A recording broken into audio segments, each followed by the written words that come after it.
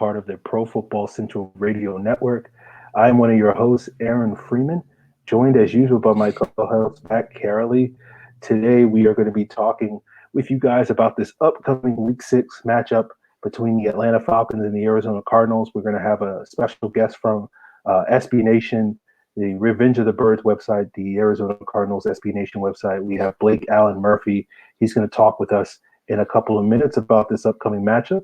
As usual, what we'll do is after we talk with Blake about this upcoming game, we'll go back and revisit the Week 5 loss to the Houston Texans, and Matt and I will sort of talk about some topics. We'll break down a little bit of all 22 as we do so, and then that will then allow us to give you guys the floor to sort of come and join us for tonight's episode, in which as we've done the last several weeks, we can have people call in, and if you want to join us live on the show and get your questions answered or make some comments about some of the topics and whatnot that we're talking about, you can join the link. It will be in the chat on YouTube. So you will get to see it multiple times. So just click that, and we'll eventually bring you in. You can join via mobile. You can join via computer. Whatever platform you're watching us right now, you can join us in the future. So, Matt, anything you want to say before we, bring in Blake? No, I just, add, I hope people do decide to click the link. We had a good time last week. Two good callers, had some fun conversations, talking about the Falcons and the state of them and their future. So, again, look at this as a therapy session number 2. It's a rough time right now to be a Falcons fan, but we want to hear what's on your mind. It can be anything. Future, the draft. Whether this team can still go on a run. We want to hear from you guys. So please call in. Let's talk later in the show. Yeah. So Blake is on his way home from work, so we want to make sure that he's safe and ready to go before he gives us his takes on this upcoming Week 6 matchup. So we're going to give him a couple more minutes, and that gives us an opportunity to talk about the thing we often try to talk about at the top of these shows, any roster moves the Falcons have made. They made a couple today. It's a good thing about doing these shows on Tuesdays. Usually that's the day where the Falcons make moves and changes their roster, so you often get our sort of first initial reactions to those types of moves. But obviously the Falcons made a couple of roster moves. They put safety Jonathan Cyprien on the IR, and they also re-signed John Wetzel to replace him on the roster. They signed cornerback DJ White to their active roster. I think he was on the Redskins practice squad, and they signed punter Sam Irwin-Hill to the practice squad. I didn't see the Sam Irwin-Hill move, so I guess Matt Wiley's days may be numbered. Is that what it sounds like? Yeah, I'm baffled. I'm baffled by a lot of these moves, Aaron. I'll be honest with you, especially the Cyprien thing, because I didn't even know he left the game this past week with an injury. So seeing that came as a real shock to me. And again, we touched on the move last week. It's one I was scratching my head at last week, just because of the draft pick compensation, having to move back from what's projected to be an early second round pick to now being potentially a late 7th round pick. Assuming the Eagles are a playoff team. Obviously hindsight's always 2020, but would have liked to have that pick back now and just sign a guy like TJ McDonald. So that was tough to see. Don't know a lot about DJ White.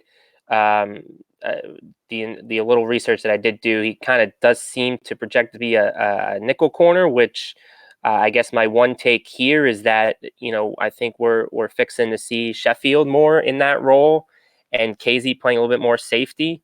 So, you want to have some depth, maybe a nickel corner in case, Sheffield maybe were to go down, and that's where DJ White would slot in, if not Jordan Hill. So we'll see what they end up actually doing in the secondary, but that's kind of my initial reaction to that. And then obviously John Wetzel, has had, now this is like his 3rd tour in the last 3 weeks of being re-signed. So we'll see how much longer that lasts. If, he's obviously the guy that they're going to, I think, if they need a quick pickup, but, that was kind of the one expected move of the day.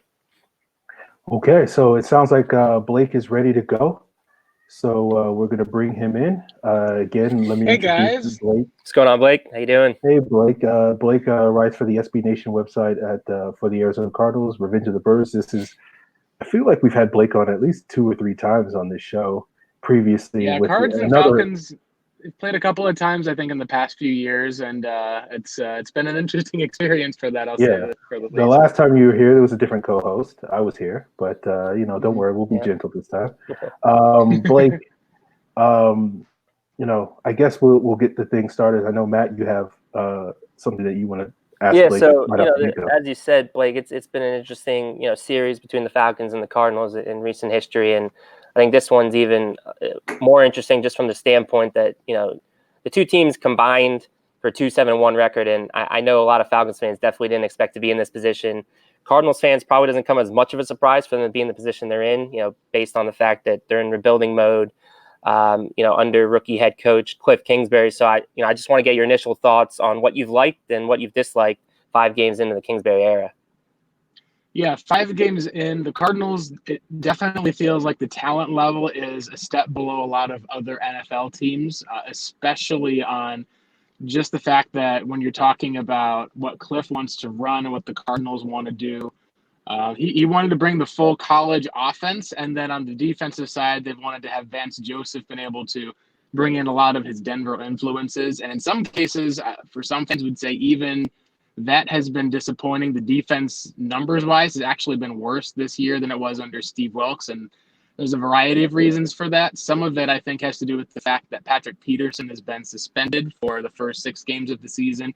It means he'll still be out for 1 more week, meaning they will not really have much to cover him with Julio Jones, and then on the outside with Calvin Ridley, because longtime Falcon Robert Alford, the guy they signed to be his partner, ended up having a broken leg, was out. He'll probably, they think, maybe be back at some point during the year, but it's unknown. So as a result, they've basically been running a lot of young, inexperienced, or kind of journeyman defensive backs out there.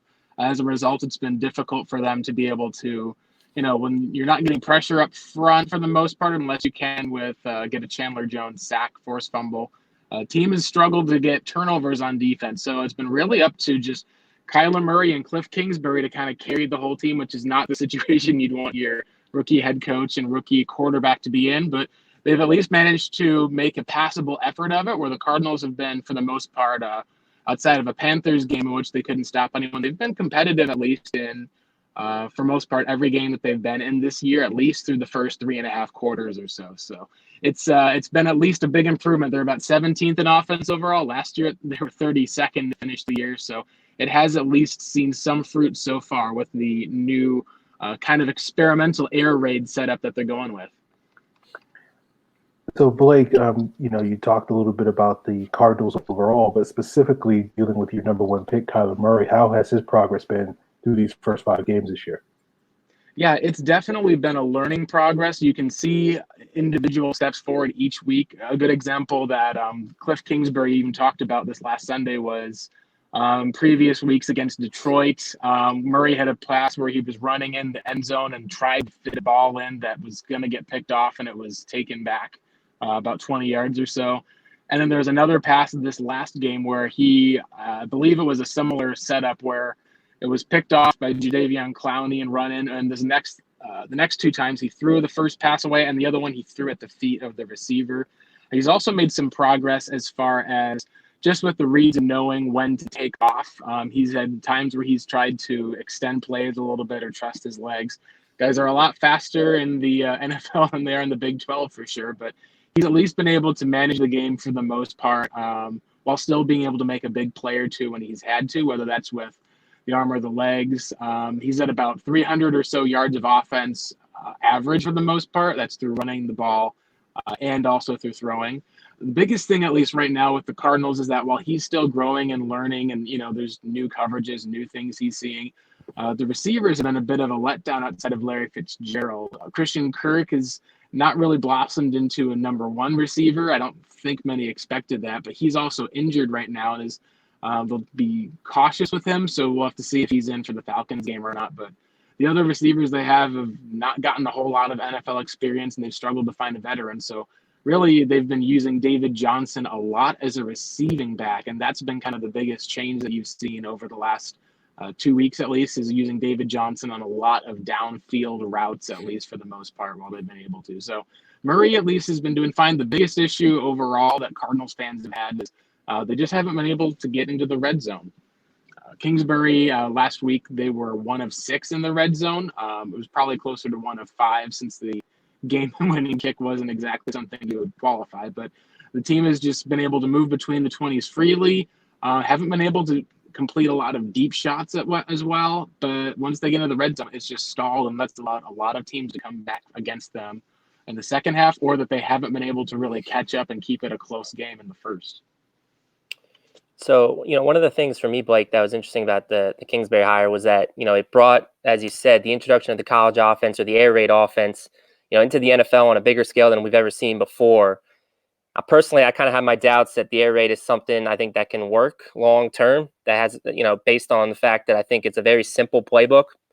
But I wanted to get your thoughts on the topic, especially since, other air raid disciples such as Lincoln Riley are starting to receive some, serious NFL buzz, in particular with some outlets linking him to the Falcons. So what are your thoughts on the air raid? I mean, it's probably too early to tell in Arizona, I'd say, just because of the personnel. But do you think the air raid is something that can last long term in the NFL and have success?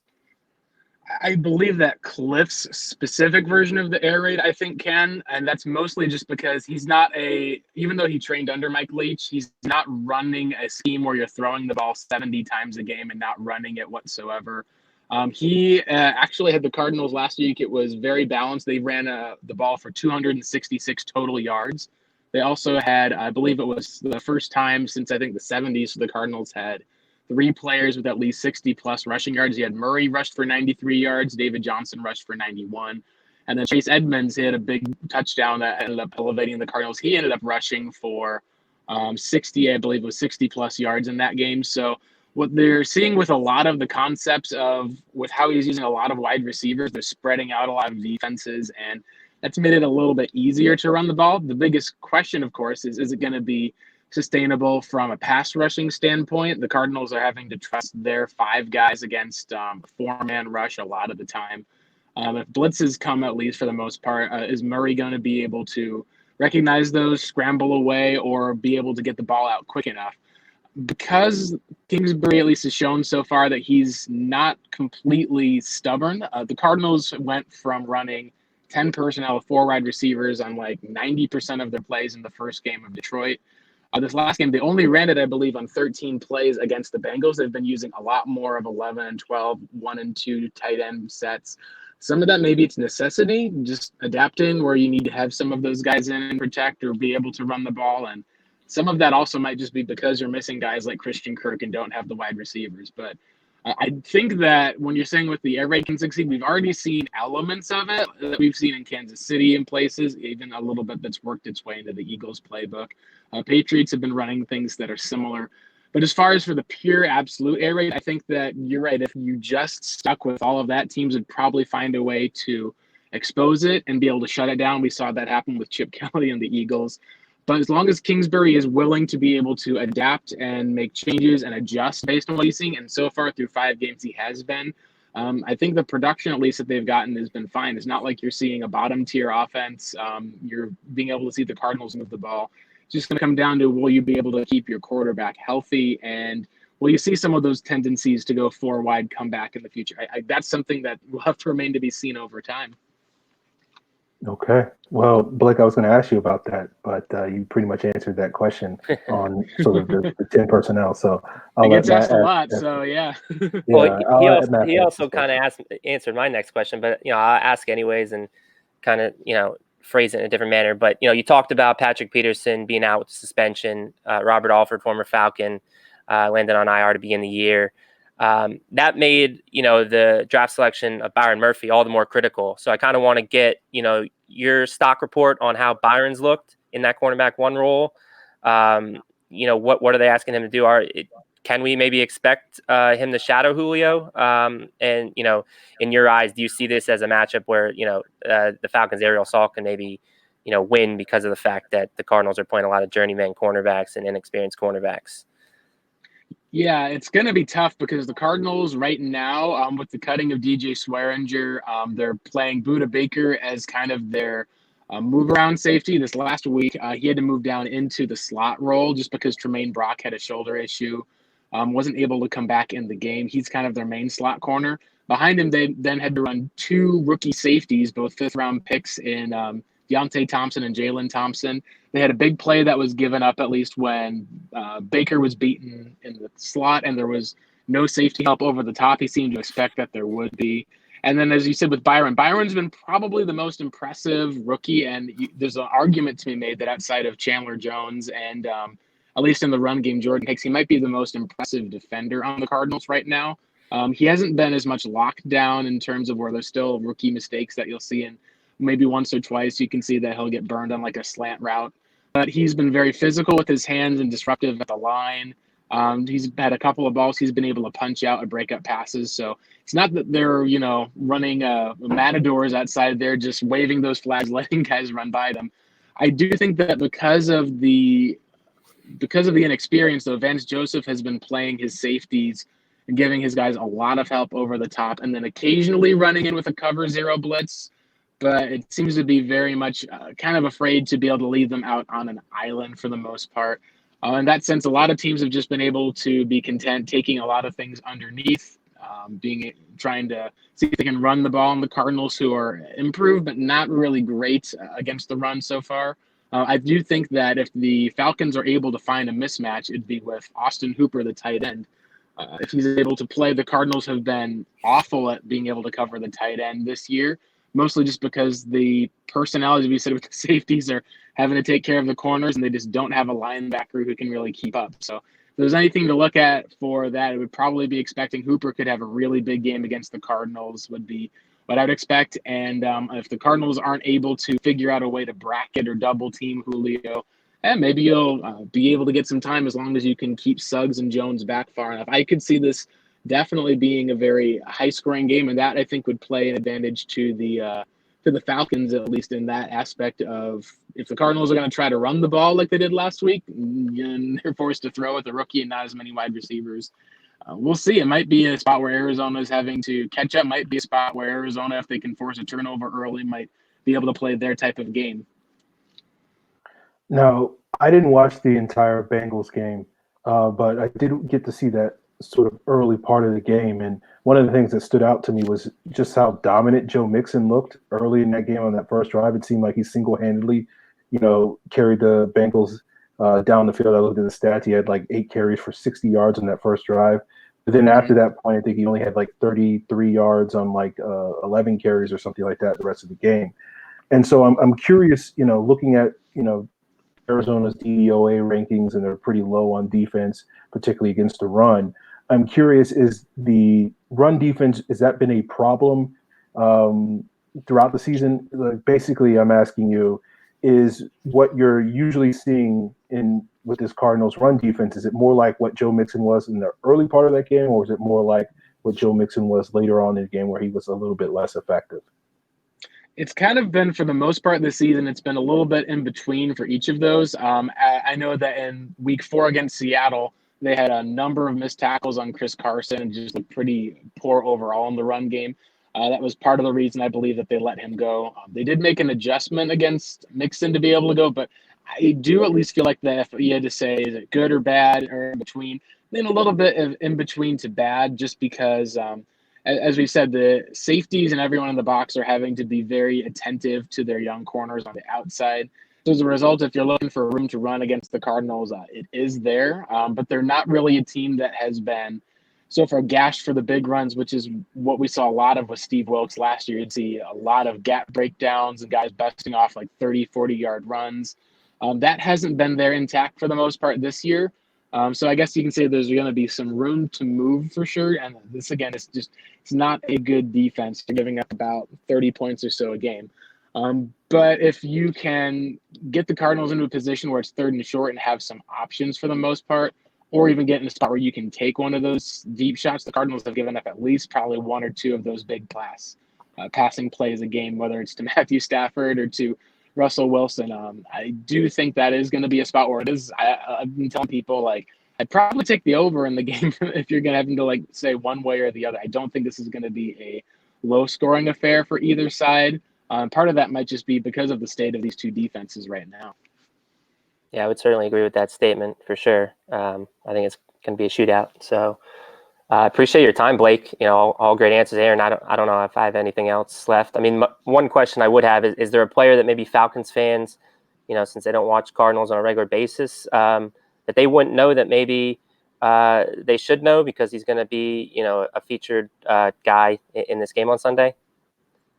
Yeah, I think the biggest thing that's been of a development is the Cardinals right now are actually ranked number 1 in rushing for DVOA, which surprised a few people, but it didn't surprise us fans who've been watching the team the past few weeks because, as you mentioned, the spread is able to move teams around and then they can run on a light box. What that's really helped is it's benefited Chase Edmonds, the backup running back for the Cardinals. He was a 5th-round draft pick last year. He's had just more burst than David Johnson has had and has been a lot quicker. He had a 37-yard scamper last week, and they seem to be content to give him more carries as it goes on.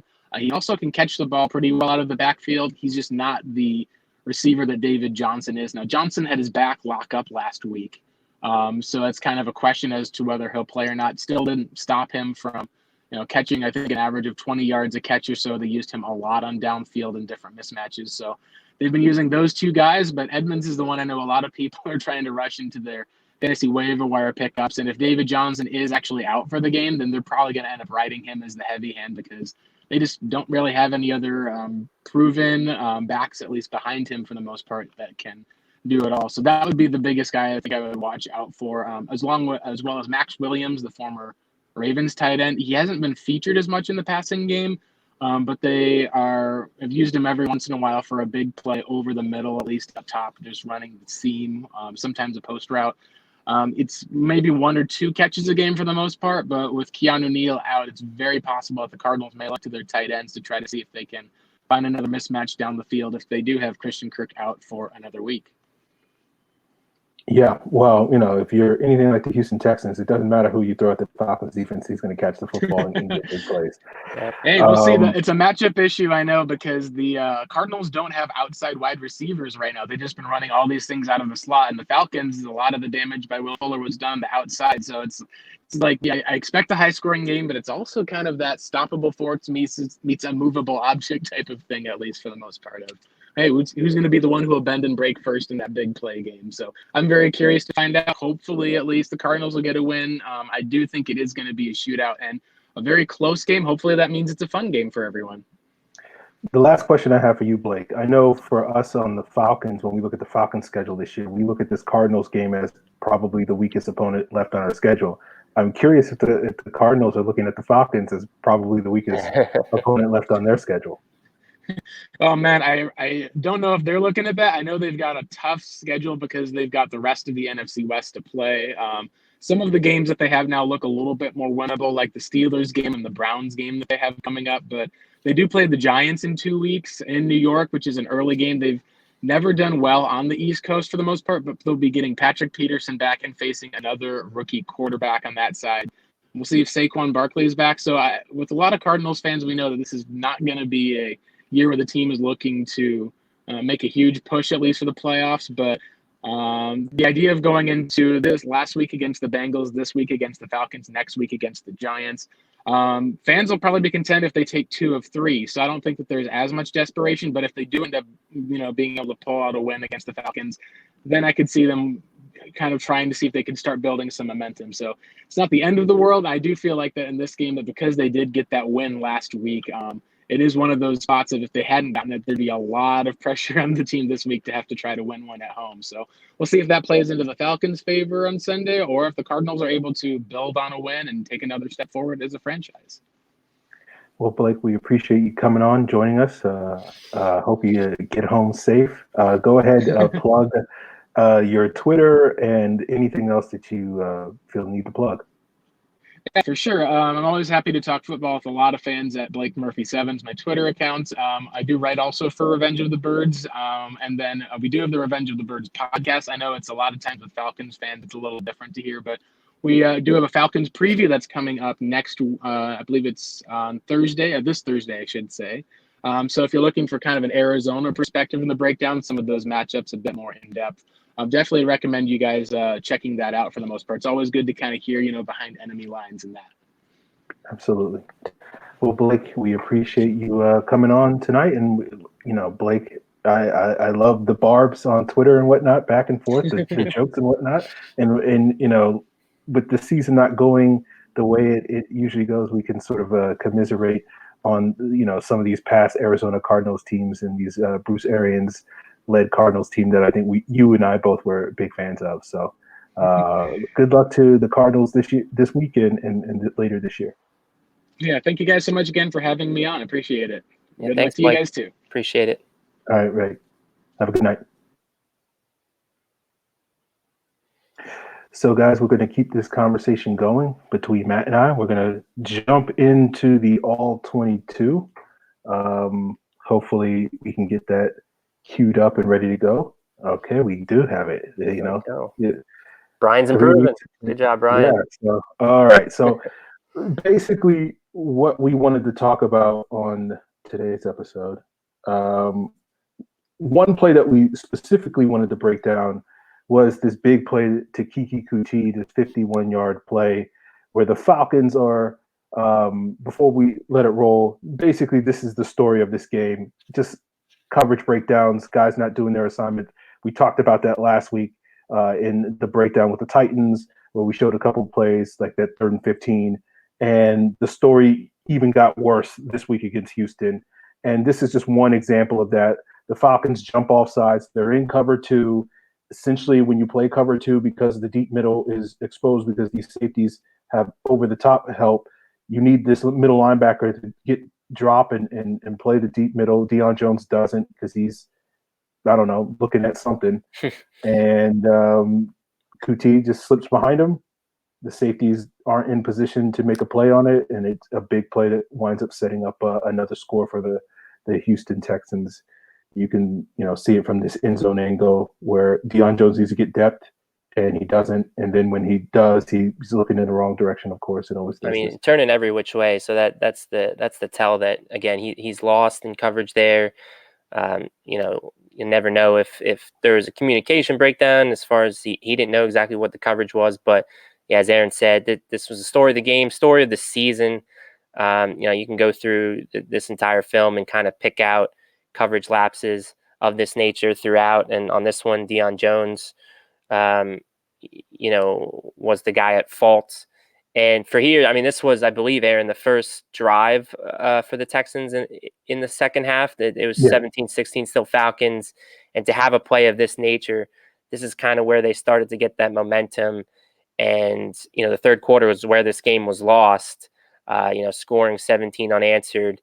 And, to have a play like this was sort of a backbreaker and just a microcosm of things to come in the second half.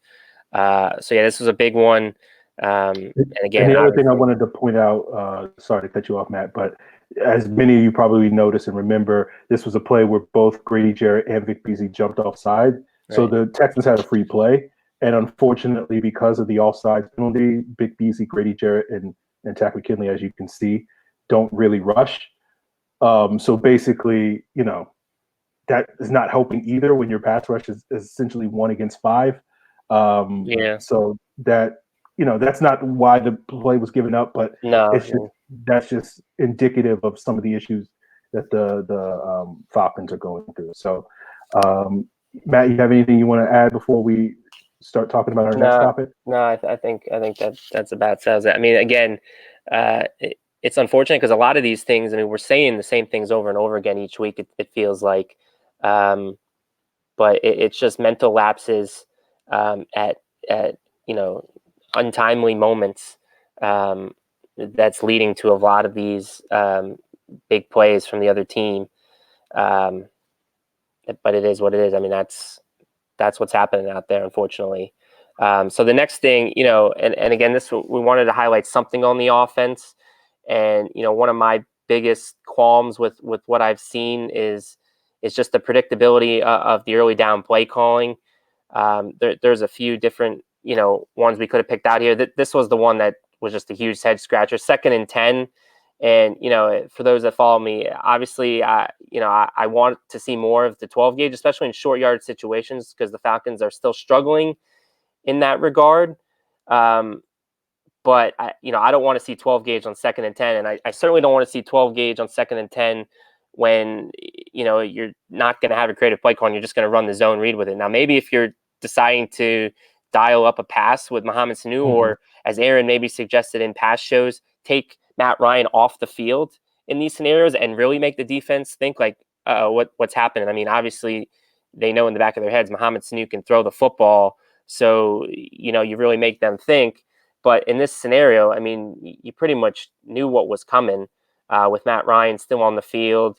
And, they really haven't been creative with it at all. I mean, they've used it to success in short yardage, but it's always been the same play over and over. And here it was no different. And again, 2nd and 10 runs. I mean, what more can you say about a 2nd and 10 run in today's NFL? I mean, you're just asking for a punt, and that's kind of what happened here. I don't believe they converted this, did they?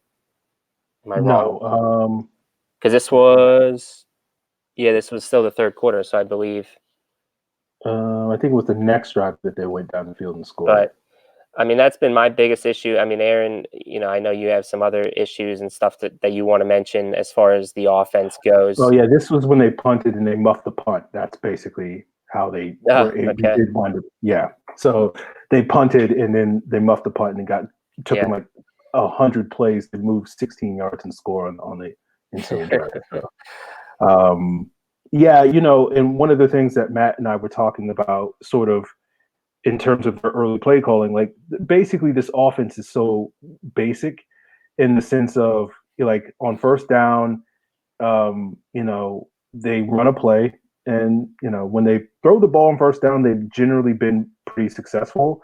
When they run the ball on first down, they've been pretty abysmal. I looked it up earlier today that once you factor out like sort of 4th quarter stuff, that their rushing success rate on first downs in like the first 3 quarters is like the 2nd worst in the league, with only the Jaguars being worse than them. And it's like a 32% success rate on rushing on first downs.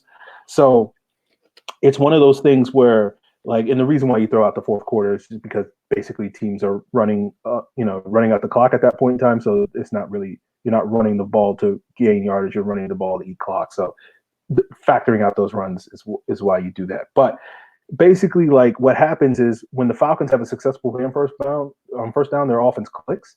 And when they don't, then basically what they do on 2nd down, like we saw in that Sanu play, where they dial up a play which is designed to sort of just get 3 to 7 yards, so that they can get into a 3rd and manageable, so they're not 3rd and 10 or a 3rd and 9 or whatever the case may be. And so that's what Matt is talking about with the predictability of this offense, is where it's like, that if you're a defense and that you get a stop on first down, you can kind of guess what's going to happen on 2nd down. It's not like they're running the ball a ton on 2nd down, but it's always sort of like a quick throw to Austin Hooper or something, or a quick throw to Mohamed Sanu, or a quick throw to Julio Jones on 2nd down to try to get in the 3rd and manageable. And so really what is basically breaking this offense, in my opinion, is their inability to run the ball on first down, which, again, Matt and I have talked about this with the whole, like, they're trying to be balanced in this sort of physical running game. And when you look at the numbers, their passing game is very effective on first down, but they can't run the football. And so they're sort of stuck in this predicament of trying to run this basic offense, but because they can't run the football, they can't really run this basic offense. And that may lead credence to the idea of maybe why they wouldn't want to give Ito Smith more carries to see if it can provide a spark, because so far Devontae Freeman hasn't really done that.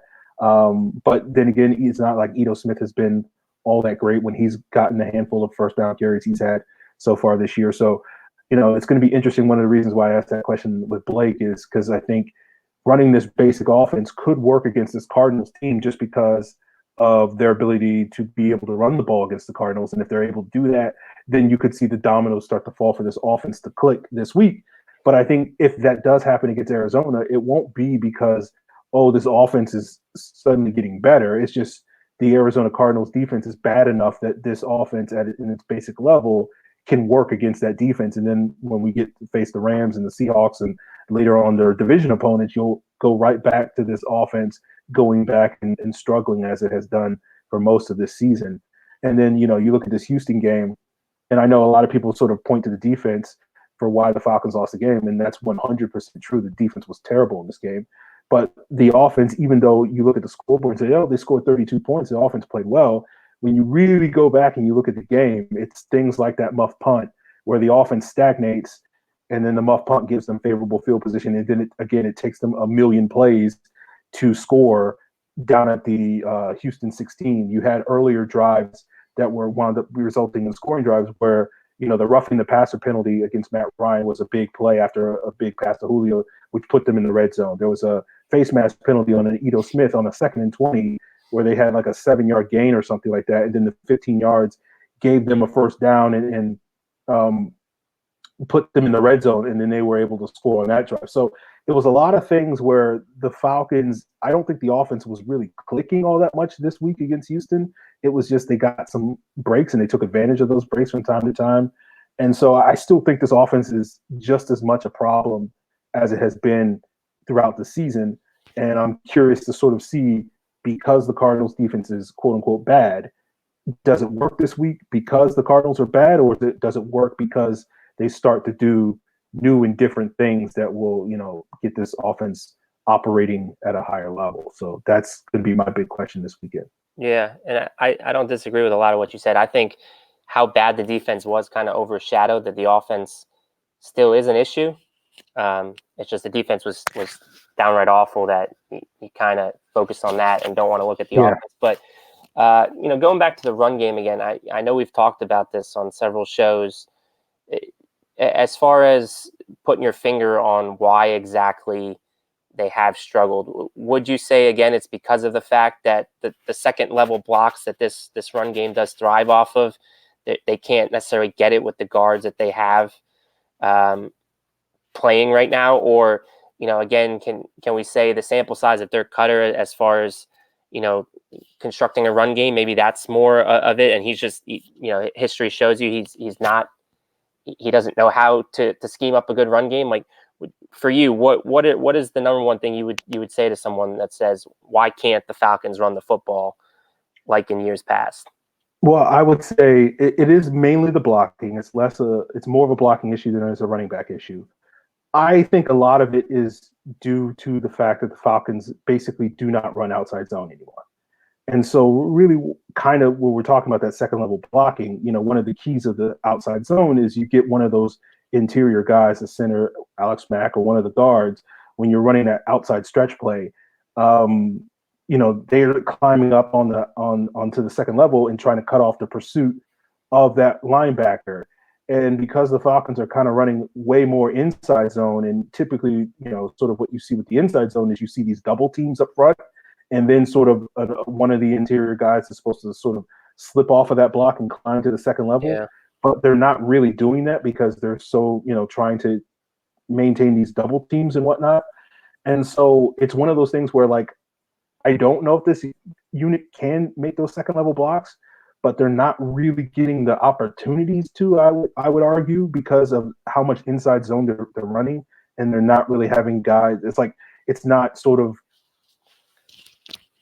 I guess that brings up like the point of the competition the last 2 weeks. I feel like more stout in that regard, because I think we saw it. I mean, you mentioned the Eagles game. You can vividly recall them, executing those deuce blocks where the guy then slips to the second level and it being effective on early downs and whatnot. And even in the Colts game, I mean, they ran the ball well in the Colts game, but I think the last 2 weeks, maybe it's more the opponent, and the opponent deserves more of the credit. Because, I mean, DJ Reader's a handful, Jarrell Casey's a handful. The linebackers that those two teams offer are above average, I'd say. So maybe that has a lot to do with it too. Because, I mean, yeah, I kind of just, it just hit me that I haven't seen a lot of outside zone this season, which, again, I know that's another thing we've talked about with Dirk Cutter. Where are we going to see more inside zone with these guys? and that is the case. But I mean, would you give any credence to maybe the opponent? And now we're entering a matchup with the Cardinals that I think is ripe to take advantage of. Maybe in that regard, you're not going to have the types of defense linemen and linebackers in this matchup that you did in past matchups. That you may be right. That may be the issue because James Carpenter got his butt kicked by Jarrell Casey, Yeah. 2 weeks ago, and of course we all saw DJ Reader and JJ Watt, put the work in on this unit this past Sunday. So that may be the issue, but again, it goes to the problem is that basically anytime we face a team with good D tackles, are we not going to be able to run the football? Right. Yeah. We got Aaron Donald coming to town pretty soon. So it's like, is this Cardinals game basically okay? We can run the ball against Corey Peters and Rodney Gunter or whoever else Arizona has, and then we have to basically abandon the run for the rest of the season because we got Sheldon Rankins and Gerald McCoy and Ndamukong Suh, and so that's I guess a problem. that brings up the lateral move of that was Sark's kind of issue that you had, was not being able to perform against the better defensive lines or defenses in general. And obviously it seems to be the same case with Dirk Cutter. It's a lateral move, if not a downgrade. So yeah, I mean that's going to be an issue moving forward. Whoever ends up calling the shots, I guess they got to be able to play well if they want to consider themselves a playoff team. They got to be able to deliver against those better defenses. So we're going to talk a little bit more about this Cardinals game. But this is a golden opportunity for us to open the floor to you guys out there that are watching live to jump in the chat. The links are in there in the chat on YouTube if you want to join us. And, sort of our big topic this week is, centering on this coaching staff and this front office. And, all the talk has been, for the last, 24, 48 hours about whether or not this coaching staff and this front office is going to survive the season. And you're hearing various reports about the Falcons liking this coach, and obviously everybody has their favorite sort of their top 5 list of potential candidates and whatnot for who they want in specific jobs. But this begs the question: is this thing salvageable with the 1-4 start? If the team manages to, let's say, get back to 8-8 or 9-7. Does Arthur Blank say, what, they played up to the level that we wanted to see all year long for the last 11 games or whatever, and is that enough, or is it simply playoffs or bust, and at a certain point where the Falcons are pretty much mathematically eliminated from the playoffs, which is probably maybe 1 or 2 losses away from that, I think. Is that the time where it's just like, okay, it's time to move on? So we have do we have anybody waiting in the chat? Yeah, we want to. Oh, we got Zamir. Okay, Zamir, what's going on, man? Hey, Zamir, good to hear from you again. How are you? Zamir, can you hear us? Oh, he's on a delay, I guess. Yeah, it sounds like he's watching the show. Someone tells me that he's live on the air. Oh, we lost him there. But yeah, we want to hear from you guys. I mean, what do you think? Do you think Arthur's kind of made up his mind already regarding the fate, or fates of Dan Quinn, Thomas Dimitroff? Zamir, are you there? Yeah, I'm here. Hey, how are you? Good to hear from you again. Good to see you guys again. Unfortunately, is bleak reasons. Yeah, it's not on bad terms, right? Like it was after week 2's win, huh? No. We lost Zamir. But yeah, we want to hear from you guys. Hey, Zamir, can you turn down your volume on your computer? We're getting a little bit of feedback there. But what do you want to talk about? Yeah.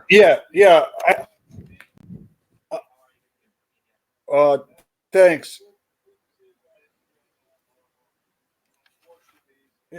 Something messing up. I don't know what is wrong. Do you want to try jumping out and maybe jumping back in again? I feel like there's a time delay or something. Let me figure this out. Okay. But Aaron, maybe if you want to give your thoughts. I mean, I've given my thoughts on Twitter as far as a lot of these topics. you usually take a backseat to all this and let it play out a little bit more. But, I'm curious. I'm assuming you think it's kind of a foregone conclusion unless we have a crazy turnaround, which we haven't gotten a lot of reasons to believe that'll happen. But, what are your thoughts on when is the right time to do something like this?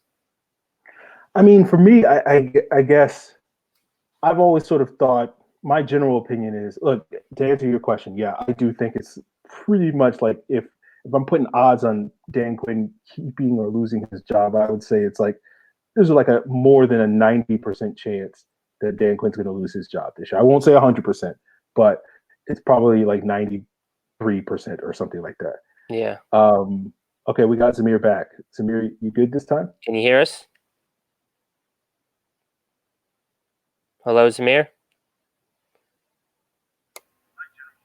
Usually, if you guys are tuning in for the first time, usually it's a lot smoother than this when we have a call in. Can you guys hear me? Yep. Yeah, we can hear you. I think you had yourself muted there, maybe. I don't know. Last time I didn't have any problems when I called you. Okay, yeah, for whatever reason. What I wanted to talk about our team is also managing expectation. It sounds like everybody's surprised what's happening to us now. Yeah. And you remember, Aaron, when I was guest on your show, we talk about how our offense, our defense depends on our offense. If our offense can put up some points, our defense then can play what is built for. Mm-hmm. Yeah, it's kind of a one-dimensional unit is what you're getting at as far as the defense needs to be playing with a lead so they can pin their ears back. Deion Jones can fly around. Is that what you're getting at? I don't know what's going on. No. Do you have the show on in the background? Do I have what? Sounds like it. Yeah, it sounds like you have the show on in the background. We can hear the audio. Yeah, I don't know. I don't have anything go on. Can you mute the YouTube and yeah. But no, I hear what you're saying, Zamir. To follow up on that point, I know we have another guest, but we'll bring in Justin in a second. But I think that's why it's not. I don't think anybody should just all of a sudden forget about the offense when it comes to this past week's game, where the defense played terribly. Again, not to sit here and blame the offense for the defense's problems. The defense's problems are 100% on their own, but it is one of those things where when, as Amir pointed out, when this offense is clicking, the defense plays reasonably well. And, again, not to sit here and say, but it's probably not a coincidence that the defense looked okay in the first half when the offense was scoring points. And then when the offense stopped scoring points, everything completely went kaput. But again, defense is definitely an issue. But Justin, what do you got for us? Hey guys, I just want to talk about the O-line. I just think that's a major problem. I would look at it more of like a coaching issue because it just seems like whenever the Texans or whoever we're playing brings any kind of blitz or any kind of stunt, they can't pick it up. And I think it's just holding the offense back. I think we did a good job drafting the guys. We got Lindstrom, obviously he's hurt. Then we drafted McGarry. We got Jake Matthews, Alex Mack. So I think we got some pieces that can play. But I just think the offensive line coaching is holding this team back a lot on offense. Yeah, I would agree 100% with you. I wouldn't disagree. I mean, right now, I think coaching is holding back what I think is still a pretty talented roster. Maybe we over-exaggerated how talented in certain spots. But, Justin, I think you're 100% correct. For me, I think the coaching is what's holding it back, and that's why I think it's kind of a foregone conclusion that Dan Quinn is going to lose his job either in the middle of the season or by the end of the year. And I think they should not just get rid of. I think they should clean house entirely, get rid of basically every coach on their staff, offensive and defensive. Because I don't look at any part of this team that I think is coached well. I think it's just issue with the entire roster. Right. Yeah, and usually, I mean, they go hand in hand. When you remove the coach, oftentimes the whole staff's gone. Now, whether a new head coach wants to keep some of the members of the staff on, that's his call. But I think we don't have to worry necessarily about that. My biggest question is, and I know some people that I've talked to online disagree that, are Dan Quinn, Thomas Dimitroff a package deal? At this point, I would say yes. In my opinion, they are. So, because I think you can make the case that it's not just been a coaching issue, but there's certain aspects of the talent evaluation and acquisition standpoint that they've failed on, and I think particularly the trenches. I mean, we still have a defensive line issue that we've had for several years now, going on maybe over a decade. And then, the offensive line, they've struggled with evaluating. I do think that they have gotten some of the right guys now with Lindstrom and McGarry, although the jury, rightfully should still be out on both of them since we haven't seen, enough of them yet. But, I'm confident that those guys, and that's kind of what I wrote in my draft recap article, is I didn't think this draft was going to save Dan Quinn or Thomas Dimitroff, but I think going forward in the long run, it would prolong Matt Ryan's career and keep him upright and all that. So, but I think for the majority of Dimitroff's tenure, he has missed on the offensive line too. And that's why I think, if you can make the case Dan Quinn's gone, you can certainly make the case Thomas Dimitroff deserves to lose his job too. But again, I can understand if some people disagree with that because there are some good things he's done, but you got to weigh the good and the bad. Aaron, I don't know if you have thoughts or if you disagree that you think Dimitroff could still stay, or if you would keep him on board if you were Arthur Blank. What are your thoughts on Dimitroff's job status?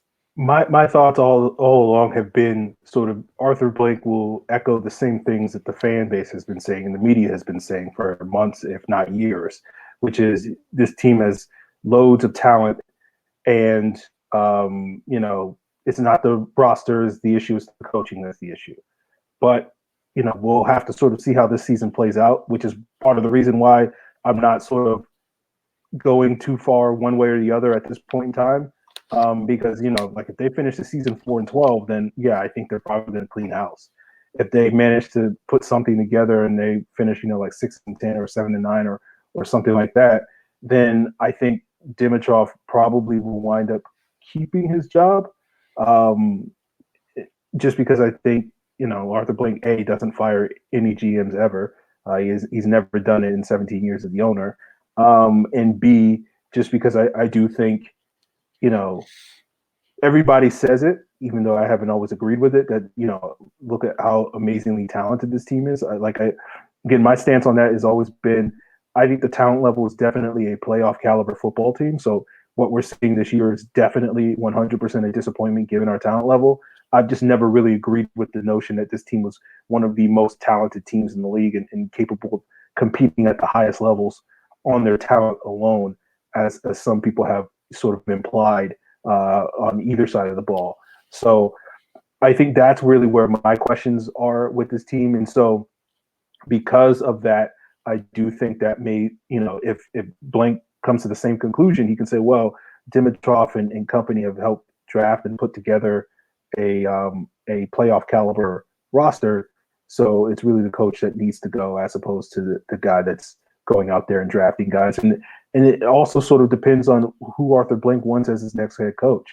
The next guy, what's the status? If, does the next head coach want to work with Thomas Dimitroff? If that's the case, or, it's just so many unknown variables at this point in time, which is part of the reason why I haven't spent a ton of time discussing it on Twitter and other outlets.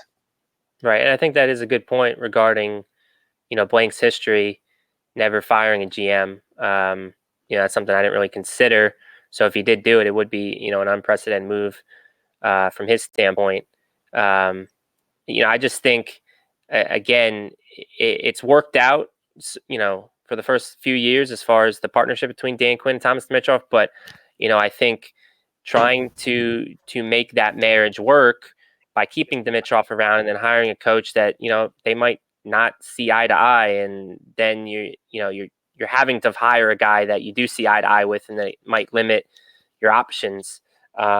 So that's why I think just a clean break, clean start. I mean, again, I will always appreciate what Dimitroff has brought. I mean, after all, with your first pick, bringing in Matt Ryan, the franchise player, the best player ever, that deserves all the praise in the world.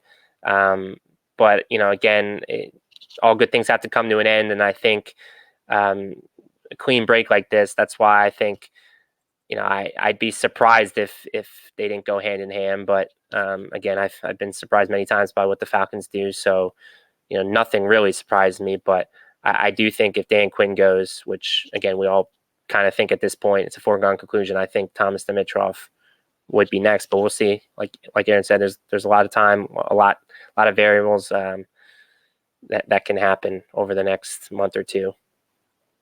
Yeah, we'll see. It's tough, man. It's tough because, one of the things that Matt and I were sort of discussing before we jumped on the air, when we were sort of going through the All-22 and trying to figure out which plays we wanted to break down, and basically our conclusion was there's too many bad plays to sort of narrow it down to just one or two. But like one of the issues when we were talking about the defense and sort of highlighting that one play that we did highlight with the 51-yard play to Kiki Kuti, for those of you that are only joining the show recently, and one of the issues that we've seen with this team is how often they've had these breakdowns. And we've talked about it on several shows this year when we've done the All-22 breakdown, where guys are miscommunicating, guys are not doing their jobs. And, that is directly an issue with coaching. And one of the questions that Matt and I sort of have is the whole, and I don't think either of us have an answer to this. So, obviously we'd love to hear your guys' feedback in the chat and whatnot, but is the whole brotherhood, accountability, Dan Quinn's positivity not working to make this team accountable? Is there not enough sort of top-down accountability from this coaching staff?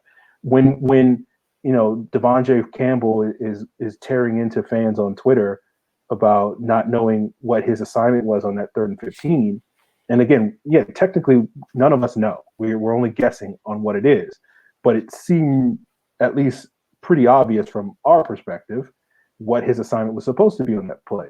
And the question is someone like Jeff Elbrick, is someone like Dan Quinn, on Monday or Tuesday or whenever, ripping into him the same way that you would normally expect? Maybe not the same way that fans do, but just kind of like you're messing up. You're seeing some accountability this week where talk of Kendall Sheffield getting more work over Isaiah Oliver, but watching the film, I don't know if that's going to solve the problem, because I felt like Kendall Sheffield didn't make as many mental errors as Isaiah Oliver did, but made his fair share of mental errors, and he has throughout this year. He's a rookie, and that's understandable for a rookie. You can somewhat forgive that, but it's one of those things where we kind of wonder, is there sort of this top-down accountability? Is sort of the whole brotherhood thing and the positivity and all these various things hurting the Falcons? Because instead of basically, Devontae Campbell getting his his head chewed off the week after that 3rd and 15 debacle, he's feeling confident and confident enough to go on Twitter and tell fans that they don't know what they're talking about and whatnot. So that's something that's going through my head lately. And that, I think, is really right now for me one of the pressing concerns about this coaching staff and whether or not they can pull these guys together, because right now it's so much bad, so much just lack of confidence. Right. You're not seeing it. You're seeing it on both sides of the ball. You're just not seeing a group of guys that feel like it's very clear that they don't know what they're doing. And, that's where the coaches have to give them that sort of platform and that scaffolding for success. And I don't think they're really getting it. Yeah. I mean, I told you, I reminded of that Dallas game back in 2015, where the Falcons, I believe it was against Brandon Weeden, of all quarterbacks, when they got down by 3-4 scores, and Dan Quinn lit into his defensive line on the sidelines, and it was the only time that I recall I've seen Dan Quinn get like that. And while this season has progressed, I've been waiting for that. I've been waiting for some of that fire or emotion to maybe come out for one last gasp to, like you said, hold the players accountable. And all we've been left with is kind of this stone cold look on his face on the sidelines as things have gone awry. We've heard the same message over and over and over again. Whether it's they're just as disappointed as the fans.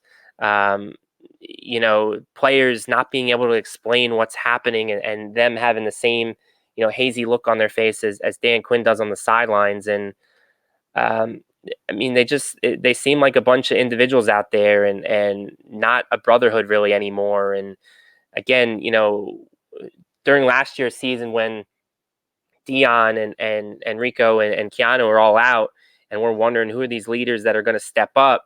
Well, the only one we're missing is Keanu now this year. And, it just doesn't seem like there's that guy, there's that calming force, on the field, on the defense, particularly. And, is it a matter of, because again, this is something that we also discussed, Aaron and I, off air, is, is it a matter of everyone's kind of screwing up? So how can one person look the other guy in the eye and say, hey, you're not doing your job, get it together? Because at the same time, they're also not doing their job at times. I mean, really the only one you can probably say that for is Grady Jarrett. And, I think it's always tough for a defensive lineman to be that guy. I mean, you look throughout the NFL, usually the defensive lineman isn't the vocal leaders on the defense. Usually it's the middle linebacker, so they're the quarterback or maybe someone on the back end. So it's tough to place that on him. And I just think, again, they don't have one of those guys, that can pull everyone together when things are kind of spiraling out of control. And as they say, when it rains, it pours, and it's pouring down in Atlanta, and no one's really doing anything about it. So it's unfortunate. I know as fans, they feel helpless. And that's why I think the only way to fix this, it starts from the top down. So you gotta remove the figurehead. And Dan Quinn, he's got to go. Yeah. I mean, and it goes back to something Zamir pointed out. Like, normally I would say, okay, who's the leader of this team? Who's the guy that's going to rally the troops? Who's the guy that's going to, basically rip into guys? Because we've seen him do it before. It's Matt Ryan, right? It's Julio Jones. It's the offense that sort of are the leaders in this locker room. But unfortunately, the offense can't really do much because the offense is, in our opinions, being sort of led astray by the play calling, and it really isn't given an opportunity to maximize their potential. And that's, again, one of the reasons why, despite all the defense's issues this past week, I still feel like, we need to pay attention to this offense and see if they can get things back on track, because, so far it doesn't look very promising for this defense. And it's one of those things where, like, I don't have a lot of optimism that they're going to be able to turn things around. I hope they can. I think they have the players. I think they have the playmakers there that if certain guys, the Deion Joneses, the Tack McKinleys, the Ricardo Allens, et cetera, can step up and play better and play more consistently, then we'll see improvements for this defense.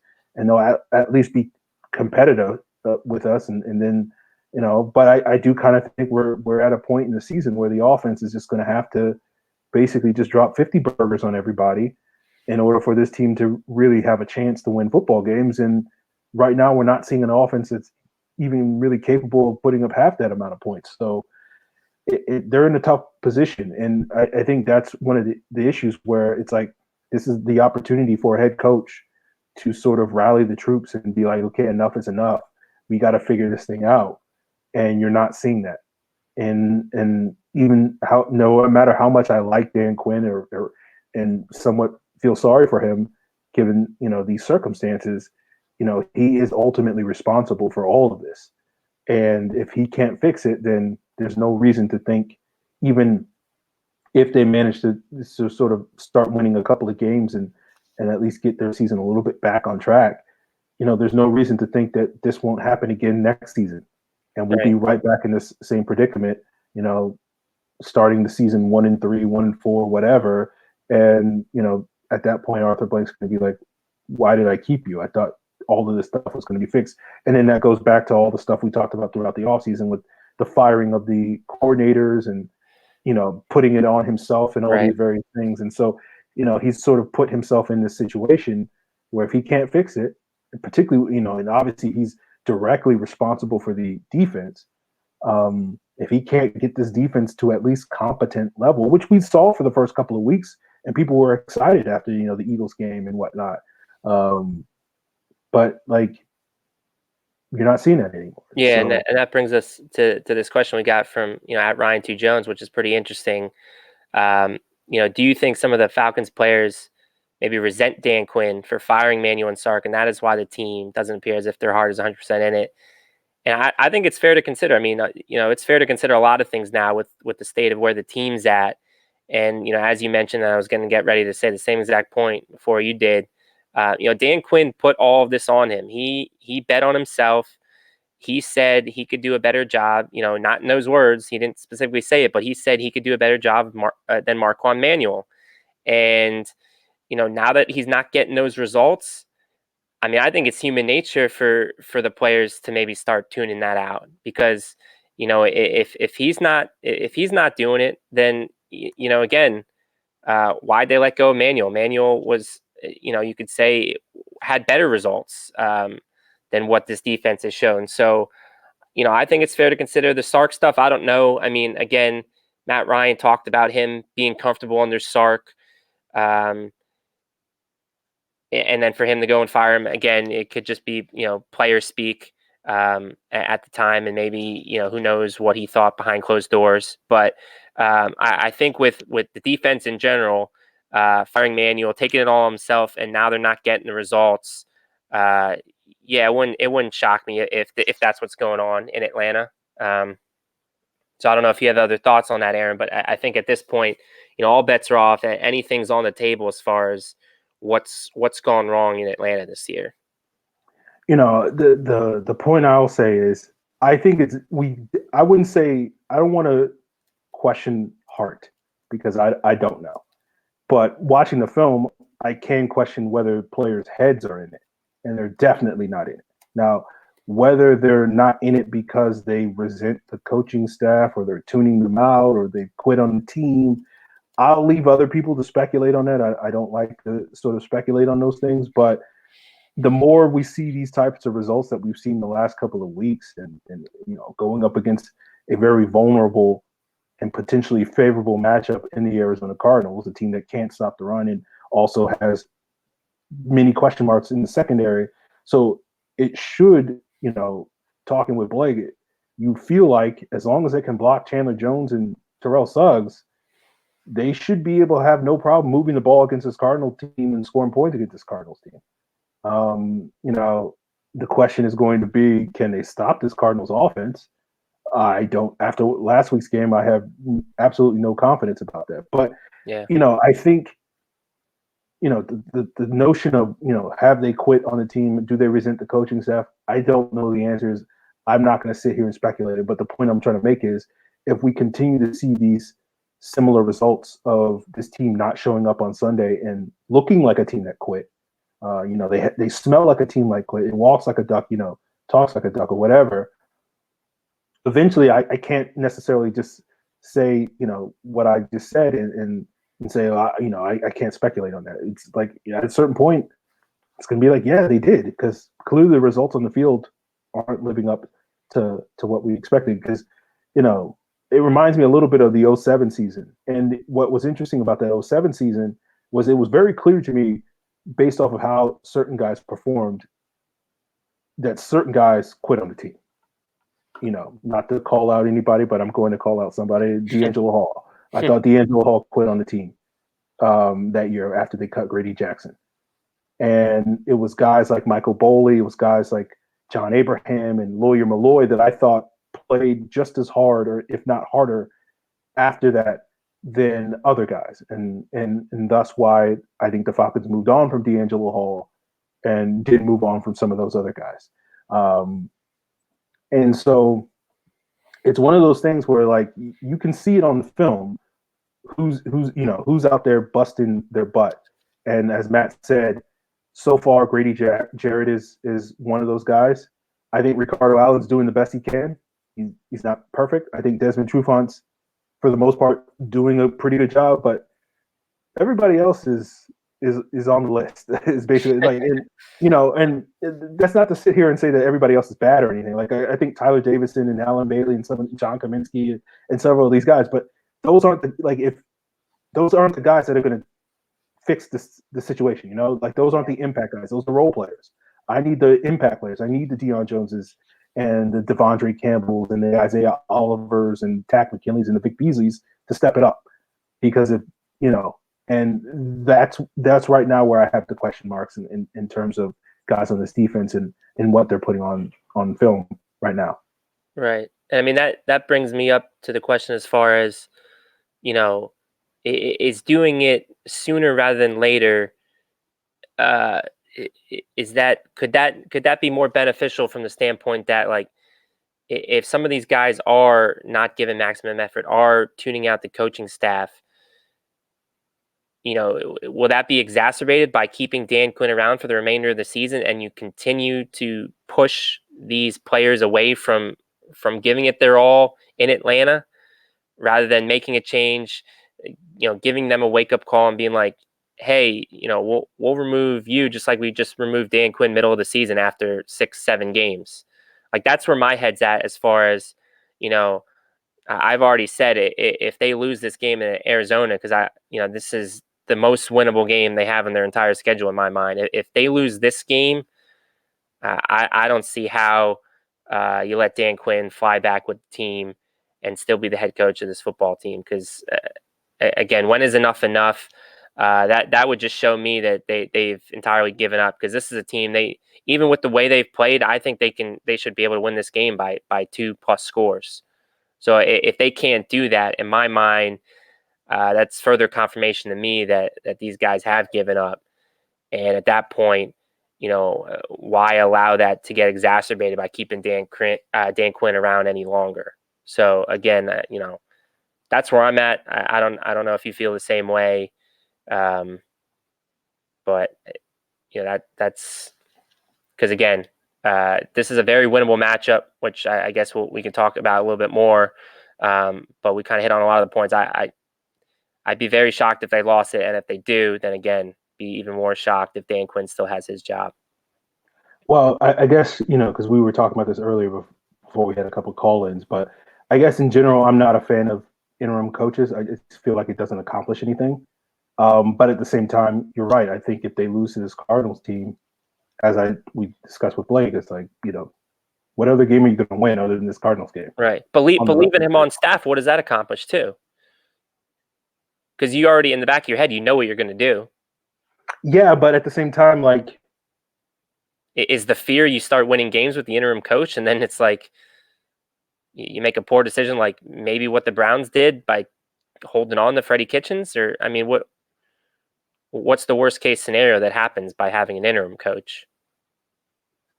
Well, I think, I guess from my perspective, I think from our fan perspective, we're like, yeah, let's tank, let's bottom out, let's get the high draft pick.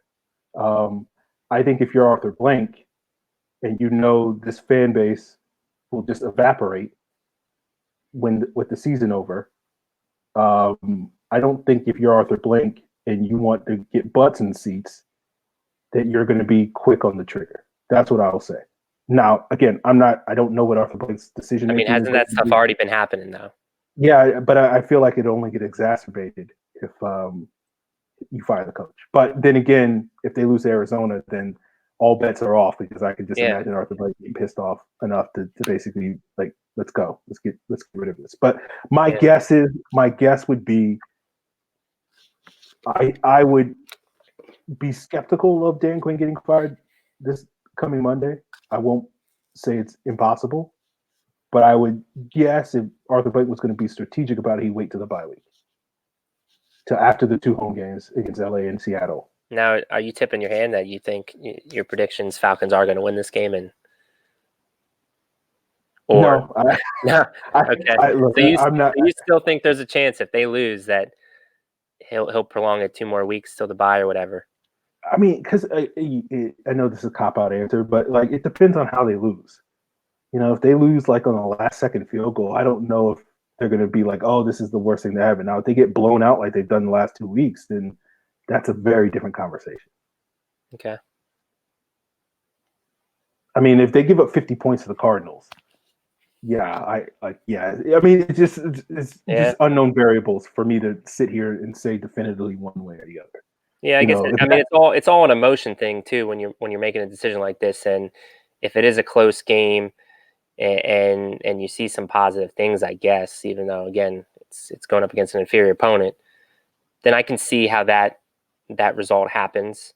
Whereas last week was so deflating that again, if the team that they were playing was the Cardinals and it was that type of outcome, then right there I could see boom.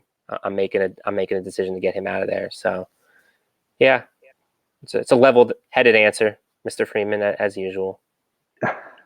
I can do that on Tuesday nights. Sunday nights might be a different conversation. Yeah, I think we all feel that way at times. We talk with emotion during the game. We got a couple of questions in the chat. People asking about Isaiah Oliver, wanting to know if they think Oliver would be better in the slot, or Matt thinks would he be better on the bench. I know he hasn't been great, but I want to see more of him. I'm also open to seeing more of Sheffield though too. So again, if we see a platoon, I wouldn't hate that just to get an idea of what Sheffield's like on the outside. But I don't think Oliver's any means. I mean, he's the prototypical outside bump and run corner. So that's where his future is if he does have a future on this team. So yeah, again, he hasn't been good, but that's what happens when you have a second round pick. You got to roll with it for a little bit. You got to give him at least a full season, if not a little bit more. And then from there, I mean, that's kind of what we did with Duke Riley. That's why I was against kind of throwing in the towel on Duke Riley after that first season. So many fans wanted to do that. I'm never gonna be that type of guy with this team. I needed to see one more year. I saw one more year, and I was like, all right, yeah, he's not it. So move on. So that's kind of, I'm going to have the similar attitude towards Isaiah Oliver. I got to see a little bit more before I give up on the guy. Yeah, I mean, he's played like 600 snaps, 700 snaps, maybe. And the snaps that he played in 2018 was the reason why I was optimistic. I mean, he was limited snaps, but I mean, he was making plays on the football.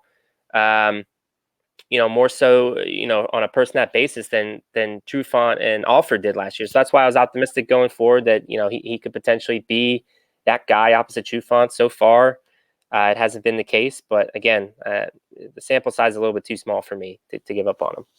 Yeah, I mean, for me, when the issues are, mental lapses, like I can forgive those a little bit more from a young guy because those tend to happen. The younger you are, the less experience you have. But it's the physical stuff that's a little bit of concern, and I think he does have some limitations there, which is why I don't think putting him in the slot would work. Right. But he's going to have to be a guy that's going to refine his technique and be a little bit more, attention to detail. Markel, are you there? Markel? Yeah, I'm surprised he still would be there because he was holding on for quite a while. Brian, do we still have Markel? No. Looks like we might not. Okay. But we might have Zamir. Hi. Yeah, I'm here. Okay. I don't know how far you heard me last time. I don't know what was problem. Last time I called on a laptop and it was all right. Now I call on. We were just hearing some background noise. It doesn't seem that we're hearing it this time, so we might be good. Hopefully. All right, but I don't know. I could hear myself speak, and it kind of messed me up. But anyway, I was talking about how our defense depends on our offense, and our offense is playing like crap right now. So our defense got exposed, and I expected it. I honestly did, and we talk, Aaron, on your show. I voiced my concern about Kyler. I didn't believe that he would be new, exciting to our offense. What really I'm surprised is how bleak Dan Quinn has been. How it seems unprepared to me. I don't know, is that just me, or those players look so lost and so disorganized? It's complete mess.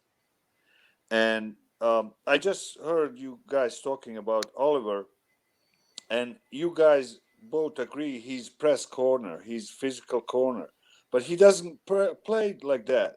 He played 10 yards away from a player. He grunts them a free release and then going after them. That's not his game. So why you don't put him in position where he can give your best? Yeah, I mean, my initial reaction to that is I don't know if he trusts his technique still at this point. I know there was a lot of coverage, coming into the 2018 season with him that they were teaching him a different technique of press man than he was accustomed to playing at Colorado, and it was going to take some time. And given the early season struggles, he's probably going to just revert back to something that's maybe more comfortable or a little bit more safe for him with playing off. But I totally agree. That's not where his bread's going to be buttered if he's going to be a successful corner at this level. And any player you put in a position that they are not used to play, they're gonna struggle. I will say something, about playing press, though. I mean, it's one of the comments that I've kind of seen and had is, when I've seen Desmond Trufant up at the line of scrimmage, I haven't seen him try to really jam his opponent as much as I want to see. He'll give up the free release as well, and that makes me question whether this is the scheme for him, because his best years were when he was playing more off coverage, in Mike Smith and Mike Nolan's defense. So that's something I've toyed around with in my head as well. Is again, are these corners being used in the best possible way, or being taught what's right for their game? But going back to the Dan Quinn points, as far as the details and being prepared, I mean that's questions I've had over the last several weeks, and comments that I've made as far as him on the X's and O's. That's really not his forte, and it's coming back to haunt him here. He's the leader, he's the motivator type, the recruiter, talent evaluator, but that can only get you so far as a head coach in this league. And unfortunately, we're seeing the negative results of that now. I believe we have Markel in here, kind of doing a little roundtable. Markel, are you still with us? Can you hear us? I think Markel might be having some mic issues. Okay. But yeah, those are my thoughts, Zamir, on some of your questions there. John, what happened with I just forgot his name. From we signed him from Dallas Cowboys. JJ Wilcox? No, it's on a defensive tackle. He played for us. Oh, Terrell McClain. No. Before McClain, who did we sign? For the Dallas, from the Cowboys, though? Yeah, he played for Cowboys. Oh, Jack Crawford. Oh, okay. Yes, thank you. What happened to him? I barely see him play at all. He's not playing well. He's terrible this year. Yeah, Is he really? It's not been a good year. Yeah, he's pretty bad. And I don't know. I think it may be a scheme issue because they're playing him a little bit more inside and asking him to play a little bit more base role inside rather than the sort of nickel role that he played last year. So I think that's kind of hurting me as well. What about McKinley? Was he benched against Colts?